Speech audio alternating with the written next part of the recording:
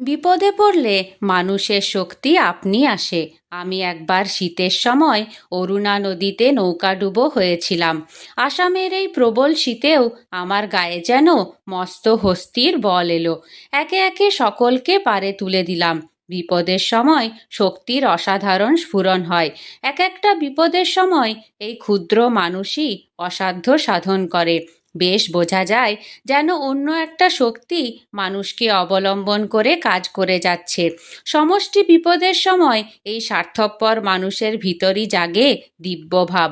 অতীতের দ্বন্দ্ব বিরোধ সব মানুষ তখন ভুলে যায়। ভগবান এক মুহূর্তে মানুষকে এমনভাবে মিলিয়ে দিয়ে যান। দীর্ঘদিনে মানুষের ভিতর যে আত্মীয়তা ঐক্য প্রতিষ্ঠিত না হয়, ভগবত ইচ্ছায় এক মুহূর্তে চরম বিপদের সময় সেই ঐক্য এবং আত্মীয়তা সৃষ্টি হয়ে যায়। তাই বিপদ সম্পদেরই